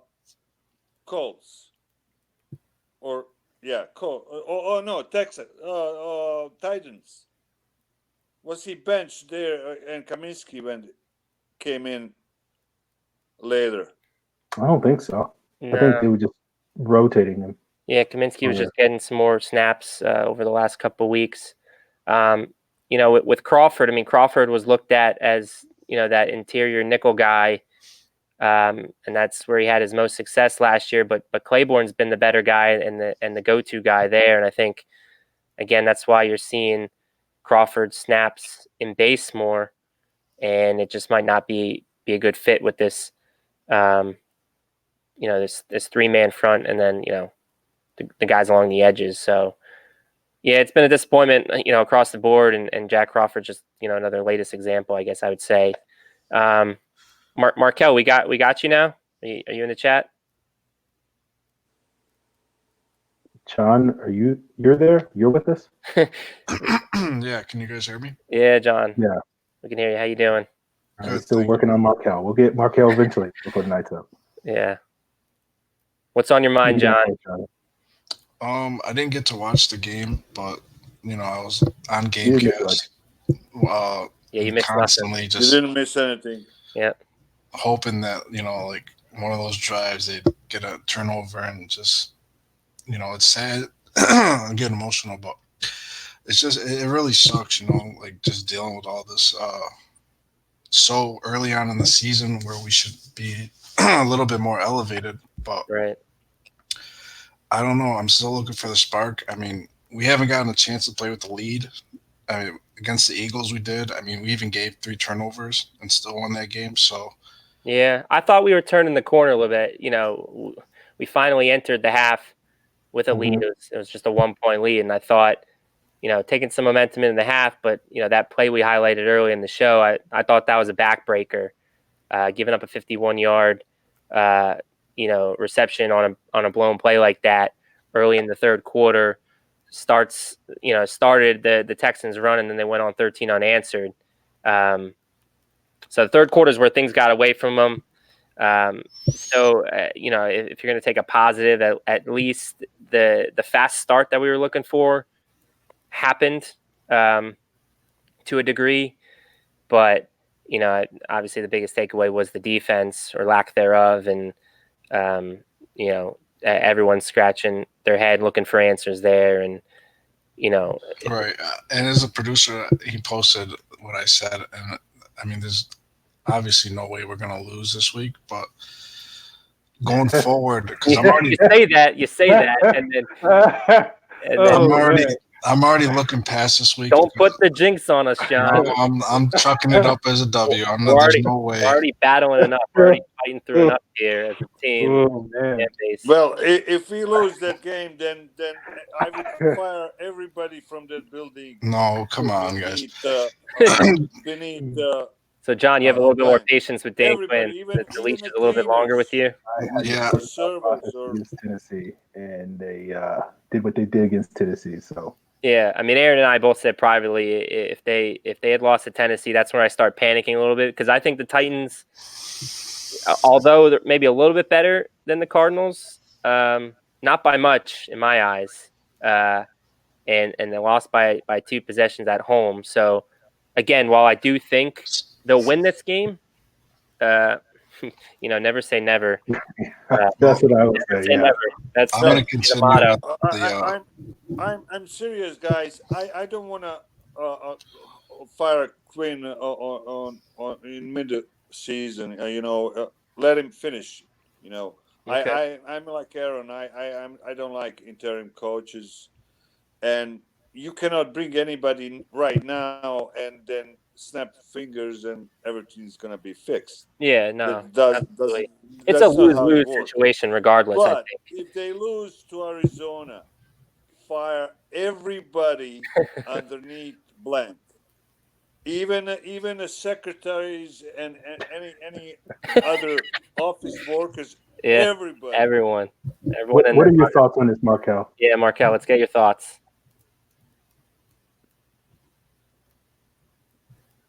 I Oh, think is your mic. Yeah, we're still having some issues with the mic, Marco. Okay, well, can I lay on just a little run on here about the Cardinals and yeah, I don't sure. think we're going to lose this game, and we'll go on and we'll have the bye week. Good and gravy. Then we'll get back and who's on the schedule? Is it the Seahawks and the Cowboys? We got Seahawks, Rams, Rams, we got Rams, Seahawks and the Rams, yeah. and Seahawks. before the bye, and then from there you're playing all of the NFC South plus the Jaguars plus Kyle Shanahan and the 49ers, who are looking like one of the better teams in the NFC, and we have to travel across the country for that one. So, It's a pleasure. if we're looking for how this season is any what salvageable, you have to win at least 2 of 3 before the bye here. No, you can't. You cannot. Yes. You can't lose a game in the next 5. Well, Can't lose a game. ideally, yeah, but if we're being realistic here, they're likely going to drop one of those matchups. The defense is in shambles right now. If you lose one more game, it's all going to fall apart, and then Dan Quinn will finally. So just one more is the breaking One point for you. more. I feel like we're in shambles right now. No, because you know why? Here's the thing: we're playing. They're not trusting each other right now, and the way the defense works is you got to get the ball to the sidelines, cover everything on the inside, let everything go to the outside, and cover everything in front of you. We haven't done that, and you see the first touchdown, which I see in the highlights, Trufant and Allen, they didn't close close enough. So I don't know if they underestimated Watson or what it was, but that's when everything went downhill, because they were like, wow, 2 of our best players, and they weren't able to stop such an easy play. It's like, what could we do? Right. No, and you hit the nail on the head there. I mean, that's one of the plays we were looking at pre-show as far as the all-22 stuff, and we had similar thoughts as far as not trusting each other, showing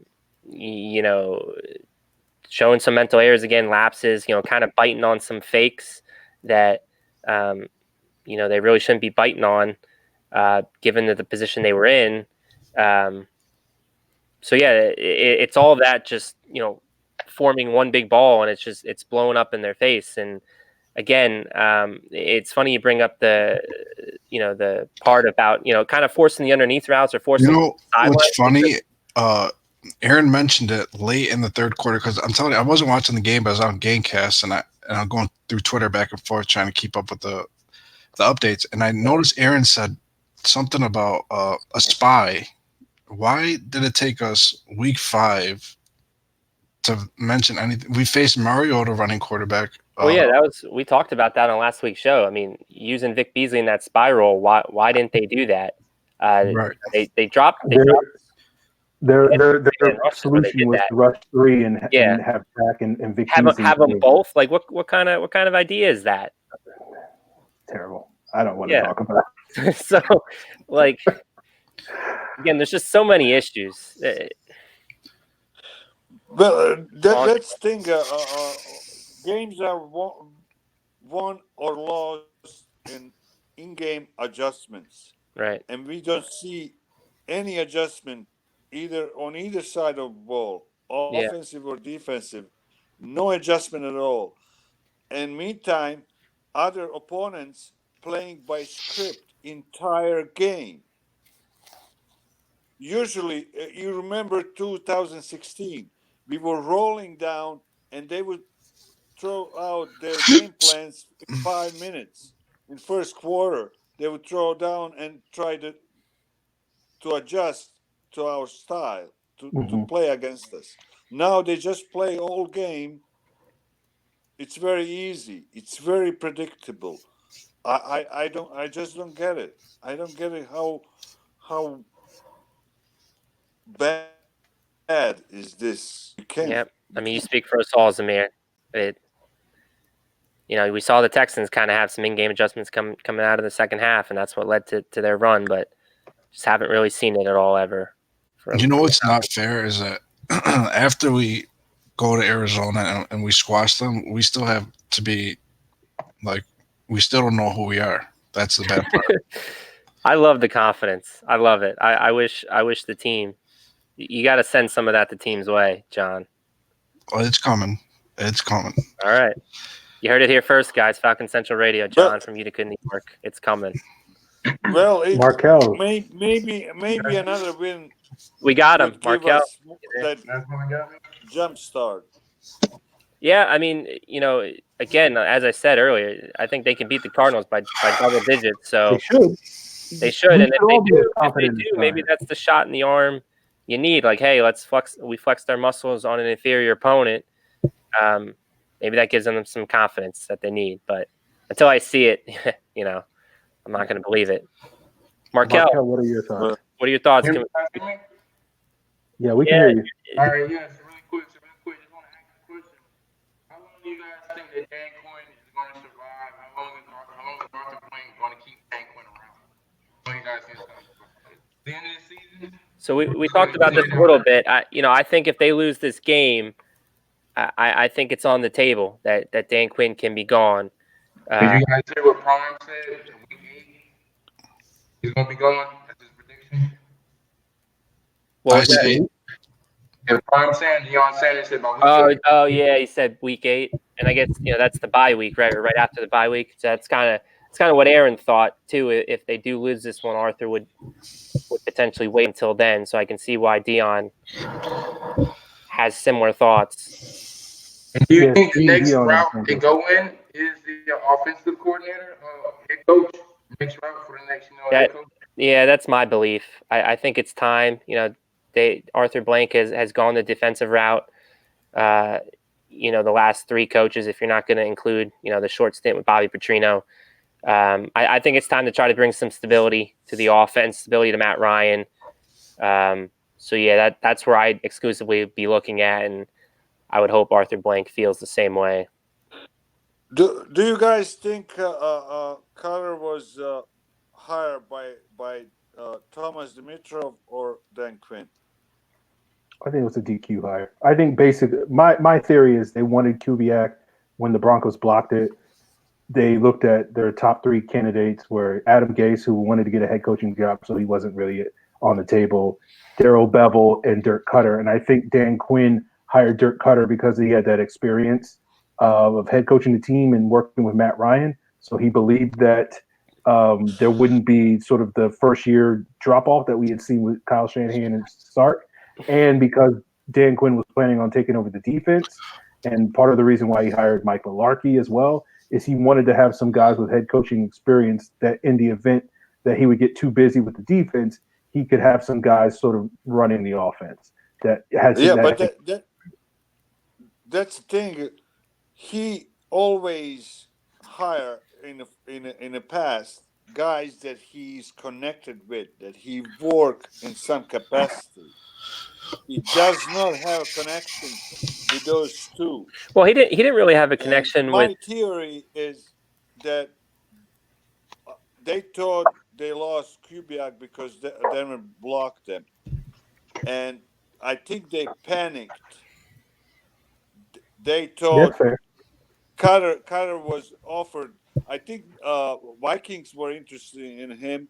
Yeah, that was the only other team I saw. I think Thomas Dimitrov might have panicked and said, if we lose him, we're not going to have anybody.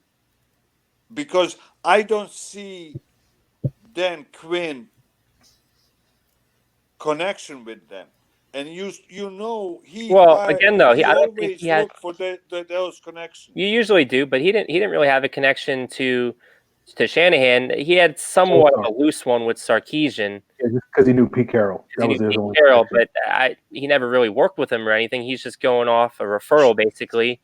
So, again, I was not in favor of this hire from the start because of a lot of the stuff he was saying.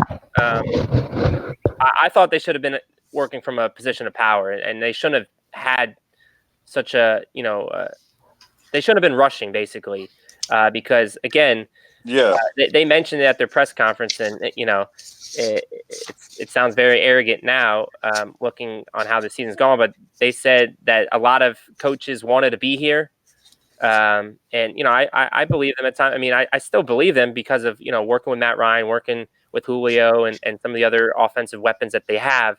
So there was no reason to rush in my mind, and there was, despite the fact that Gaze, another one of the top options, got scooped up to be a head coach, and whatnot. Especially they there was said other options. they're gonna wait. Especially they said they're gonna wait till season is over, till playoffs are over, and then they boom hire them in a week. Right. Yeah. Yeah. Yeah. In my opinion, they pulled the trigger way too fast. Can I step in? What are we gonna do now that Cyprian is hurt? Kamal Ishmael season. Yeah. Oh my God. Cannot cover. Yeah. I mean, it's unfortunate. Do you think Thomas is being a little cheap there? Not signing one of these. Well, I don't even think any of the other guys on the market would cost any more than Cyprian would have. I mean, TJ McDonald and Iloka are going to be vet min guys as well. So that's They why Obi Melifonwu off the Patriots practice squad. Same thing. None of these guys out there that they could have had, rather than making a trade for, would cost anything more. I don't get it. That was the biggest head scratcher of it, is they could have saved having to move back from the early 6th round to the late. You don't think that they're not worth like at least five? I thought they were worth at least $5 million. No. I mean, because there's a reason these guys are free agents to begin with. They're players that do have their liabilities. They're not.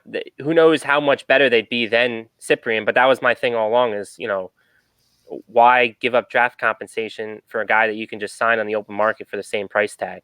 Well, if Cyprian is injured, why cannot sign him now, McDonald? Oh, they can. They can. That's the issue. They can do. That's the thing. I mean, we kind of, Aaron, you didn't really give your thoughts on some of the signings today, but that's why them signing a cornerback today makes me think that KZ is going to play more safety, which we've seen a little bit the last couple of weeks, and Ricardo Allen's going to play closer to the line. And, well, I haven't seen an update on this, but I think KZ got hurt. He did. Yeah, he did leave with a concussion. That's something worth monitoring. So if he is out, then you're down to. I mean, Kamal Ishmael, Neesman. I mean, they have basically 5 or 6 safeties if you're considering KZ. I mean, it should be Neesman or Jamal Carter time. Yeah, in my opinion. Nothing against Kamal Ishmael. I say this on every episode. Nothing against Kamal Ishmael, but we've seen enough of Kamal Ishmael. We know what he is, and he's not a strong safety. What's going on with Neesman? Why he's not playing a strong safety? We've been wondering that for a while. About 6 months, right, Matt? Yeah, this is a Sherrod Neesman. He must have messing. They caught him messing with somebody's wife. Yeah, or girlfriend. Like that. It's kind of like Wes Schweitzer at offensive line. Wes Schweitzer at times has been better than some of the guards that they've signed and brought in, but for whatever reason, they continue to kind of push him down the depth chart and prefer him as a depth role than a guy that plays, starter snaps if you need him to. Do you think the Falcons will trade a first rounder if they go on a 5-game win streak for a high key player that could help push them? I doubt it. Well, I mean, the trade deadline's up after week 8, right? Yeah, it's coming up. It's end of October, I believe. Yeah. So that's something I'm curious about, especially if, again, they are out of it. To answer your question, John, no. I don't think they're going to make any bold moves because they're the Falcons. They can't even sign a good, strong safety off the waiver wire. Today, I saw interesting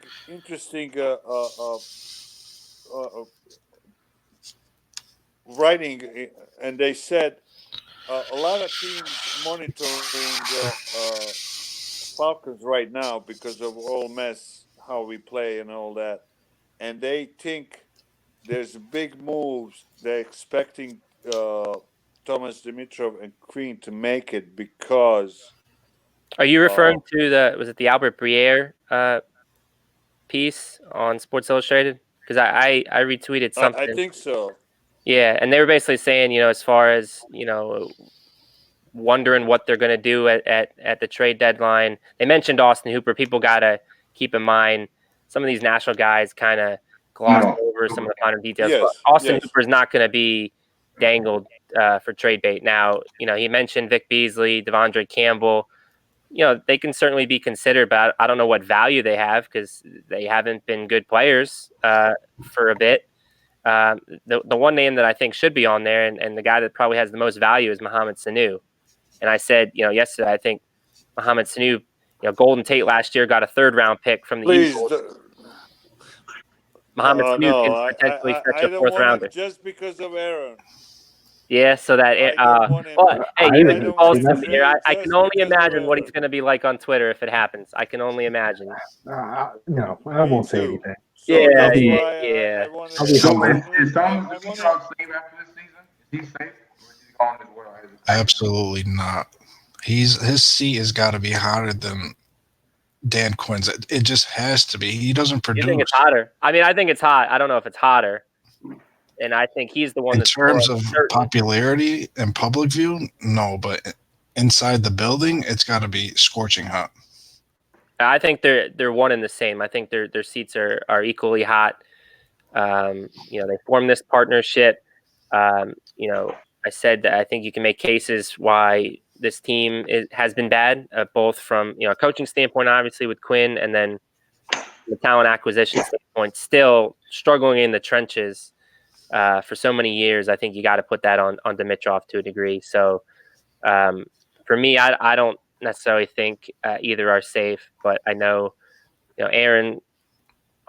As he pointed out, Blank's never fired a GM, so that's something to consider. This would be uncharted territory. So we'll see what happens. Yeah. Okay. Well, guys, we kind of appreciate you guys joining us and talking football with us. But we're inching up on that 2-hour sort of deadline, and we appreciate you guys for joining us and calling in, giving your thoughts, and answering some of these questions that we had, and talking Kamala, talking about trading Mohamed Sanu. I'm game for talking about that every single week. But if you guys are watching us right now and you want to join in the call, is he real Aaron?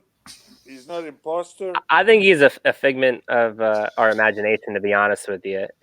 Some of the stuff. Because I didn't hear him speak for a while now about fullbacks, so I'm not sure that's real a good point. That's a good point. It's been a while. Someone better check his temperature or something. I'll leave us with this one. Keith Smith is trash. We need Patrick DeMarco back. Does that sound like the real Aaron for you guys? Yeah. That's him. So, if you guys are watching, you can join us on the stream as usual. We've been doing this now the last couple of weeks. We'll keep doing this throughout the season. Come in and complain or share your thoughts on why the Falcons are not as bad as some of us think they are. And you could do that in future episodes. Of course, the link we'll put in the chat in future shows. Of course, if you want to watch future shows, you got to check us out on YouTube. Pro Football Central on YouTube. Hit that subscribe button, hit the like button, give us a thumbs up, hit that bell icon so that you know when we go live. Check us out on Facebook at Falcons Central Radio. Check out the Twitter handle of the show at Falcons PFC. Of course, Matt and my Twitter handles are on the screen for those of you watching us. For those of you listening, I'm at FalFans. Matt is at Matt Caroly, MattKaroly. We appreciate Zamir, John, and Markel for joining us on today's episode. We want to give a shout out to Justin, who also jumped on as well earlier. Did we have somebody else too, Matt? I feel like we had a bunch of guests today. No, I think that was it. Okay, all right. Just making sure. So many guests that you can't keep them. It was a whirlwind today. We kind of did the roundtable approach. We'll see if we continue this. All right, before we go, can I say one thing? If they do lose by 30 plus again, I think everyone's gone. I think everyone's gone. Yeah. I think that's a fair statement. Yeah. Yeah, and John, what's your Twitter handle so people can at you if they lose this game this week? Yeah, since you put the big kibosh and the jinx on us. I Hold on one second. I change it often. It is LOSADA 128. Okay, there you go, guys. All right. You know where to find them, guys. 128. So at him if the Falcons lose this week. He's the one who jinxed them. It's not Dan Quinn's fault. It's John. There's no way we lose against Cardinals. Come on, guys. There's also Don't even joke about that. there's also an article I wrote is from WordPress. I posted it on my Twitter. If anybody's interested, it's on Thomas Dimitrov. It's very short, brief, but I don't know, just trying to get something moving. Okay. All right. All right, So, check that out, guys. yeah, guys, appreciate you joining us, and we'll be back next Tuesday to talk about this Cardinals game, this very winnable, not in any capacity losable Cardinals game. On next week's show, we'll break down the All-22, and we'll certainly have you guys as some guests coming up. And Matt, any other parting words before we duck out? No, I mean, I hope we don't have to talk about a head coaching firing next week. So hopefully the Falcons take care of business, and like I said, maybe it's a shot in the arm they need if they can flex their muscles on an inferior Cardinals team. But again, I gotta wait to see it before I believe it. So we'll see what happens. Okay, Mike Rowe, no. Yeah, pass on that one. No, Eagles fans are trying to get rid of him, I think so. Yeah, let's get out of here, Brian, on that. Like, that's no. That's Let's go. See you guys. Bye.